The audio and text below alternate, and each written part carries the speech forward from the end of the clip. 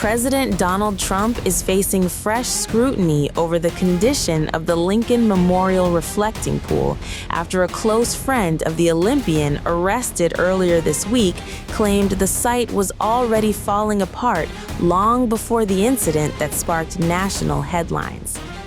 Speaking to the Irish Star from the algae-covered reflecting pool, longtime friend Gary Rush came to the defense of Olympic sailor Davey Hearn, insisting the accusations against him are, quote, utter lies.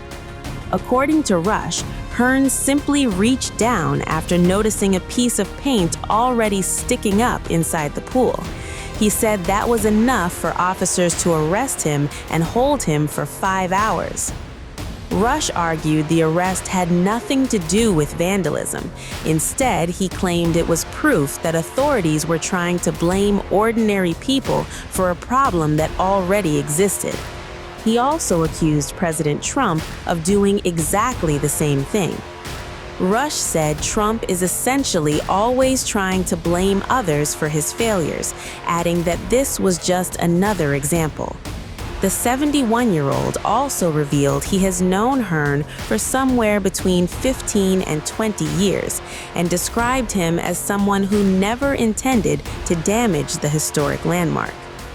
Although he has not spoken directly with Hearn since the arrest, Rush said he hopes to stand outside the courthouse in support of his friend when the case moves forward. Rush also pointed to what he described as fresh evidence around the reflecting pool. He referenced visible tire tracks left after President Trump recently drove the presidential limousine, known as the Beast, around the National Mall with several cabinet members. Rush suggested those tracks raise new questions about who is really responsible for the condition of the area. The comments have added another layer to an already heated debate over the reflecting pool, with critics arguing the latest eyewitness account undermines claims that one individual was responsible for its deteriorating state. And that controversy only intensified after President Trump himself addressed the issue during the Freedom 250 celebrations. During his speech, the president described the reflecting pool as, quote, gruesomely vandalized. Since the agreement, the stock market and your 401ks are skyrocketing upward, and oil prices are plummeting downward. Today, it hit a new low. And the reflecting pool that you've heard so much about, which is so incredible, it's been gruesomely vandalized by thugs, bad people. But soon, we'll be looking as beautiful as it looked just 2 weeks ago. In fact, I looked at it just a little while ago. It looks perfect already. But we're fixing it. The vandals got to it.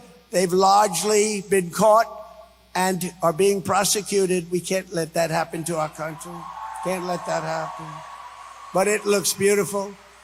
Under the Trump administration, America is once again a nation of self-respect, dignity, and pride. Under our leadership, America will also be a nation that dares to dream and to build again. We want to build again and dream again.